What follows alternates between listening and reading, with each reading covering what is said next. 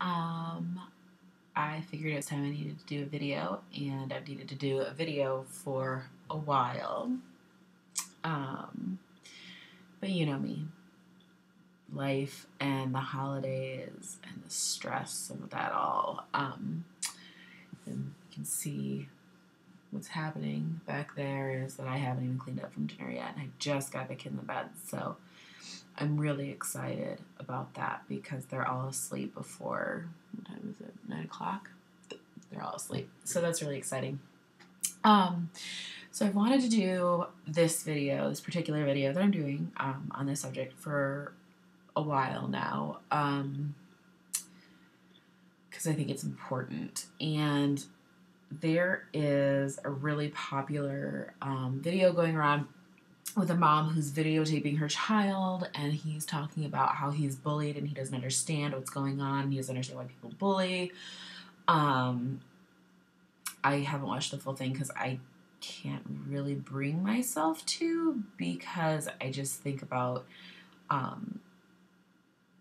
the trust that kid had in his mom, and he just needed to like vent to her, and I'm not sure how I feel about it being so public, but I think it brings up a lot of good points, and it gets this discussion going around bullying and being a victim of bullying, and things we can do to prevent that.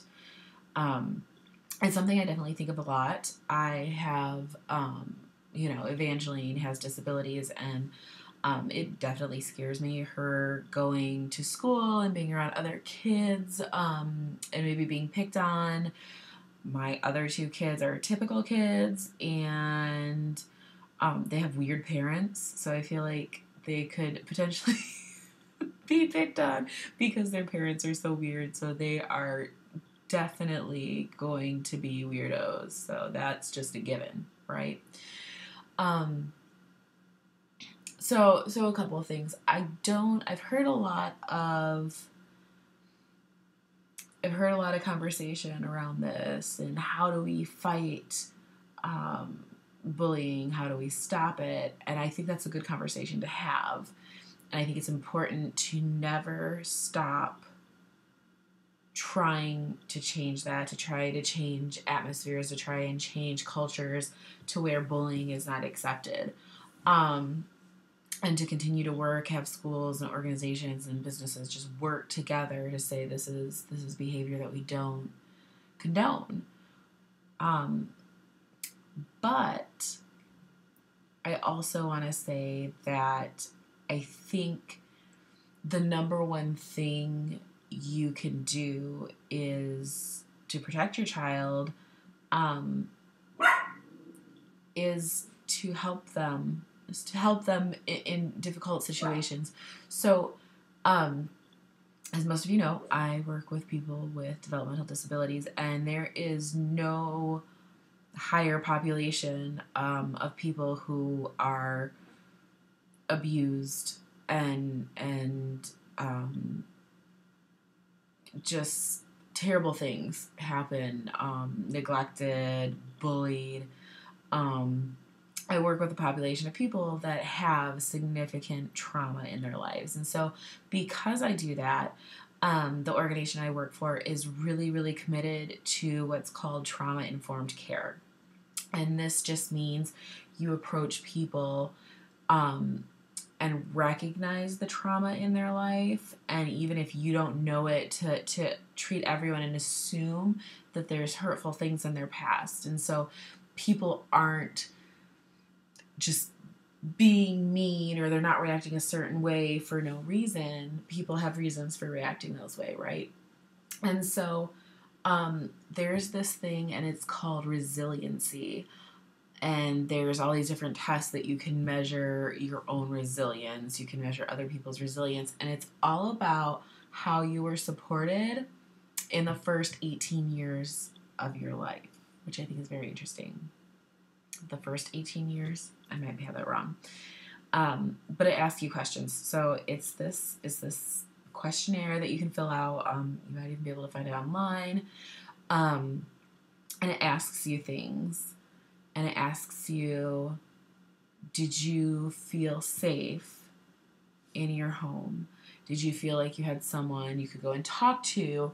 When you went and talked to people, did they listen to you? Did you feel loved? Did you feel listened to? Did you feel valued? Did you feel worthy, like you had worth and self-esteem? And it asks you like all these things. And so I'm not like parent of the year by any means, because I'm just not at all. Who did I tell the other day? I was like, I really just aim for like okay, you know? Like I really want a shirt that says world's okayest mom. But anyways, so resiliency, and it's not like toughen up kids because the world's so mean. That's not what I'm talking about here. It's not like you have to like be mean to your kids because the world's gonna be mean. You have to be like, this is the way the world is, guys. It's terrible out there and I'm just preparing you for it. No, that is not what I'm talking about in resiliency and making your children resilient. I'm talking about giving them a safe place to come to. I'm talking about them when they're talking, you being genuinely interested in it and giving your attention to them so that they feel like the things that they say have worth and have value, and in turn they have value.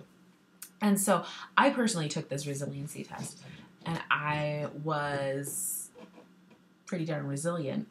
But a lot of that really goes back to the way I was raised. And I remember just always having, if I needed to talk, like even in the middle of the night, my mom would get up and talk to me.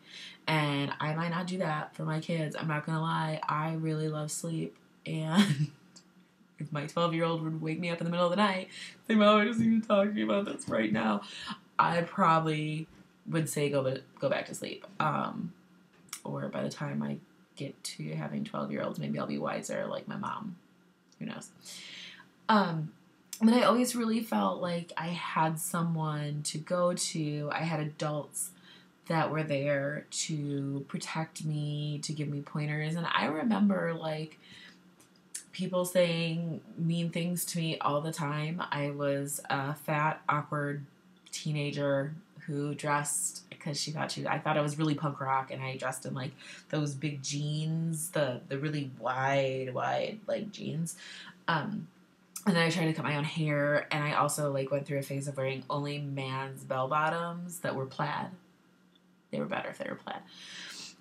So, you know, like I was just this awkward kid, and people said stuff to me all the time, but I could go home and be like, you know, this person said this and I don't understand and it hurts my feelings, and you know, and I was able to talk through it. And so I think that that's a really huge deal. And I always wonder, and I'm not here to judge anyone's parenting because like I said, okayest. I always wonder, like, these kids who kill themselves over bullying, like, were they supported? And did they feel like they have that safe place? And I don't know. I don't know the answer to that. And it's possible that they did, and something terrible still happened. So I don't know any circumstances right offhand. But anyway, so it all made me think about this. And like I said, like, trying to have resilient children doesn't mean that you give up on fighting a bully culture, right? We want to fight against that. We want the culture to change. We want the world to be a better place. And we always hope for that, and we always move towards that. But there are certain things that you can do at home, and just by being present and being there and listening to your kids, that will build them up. And so when they get tore down outside, they know they have a safe place to go to. And I think it's just so important. And I just wanted to talk about it a little bit. I think that's it. I hope you all have a really wonderful holiday season. I'll probably be off here till after New Year's at least. But I'm excited for the new year. I'm excited for just a new start. All good. So, that being said, goodbye.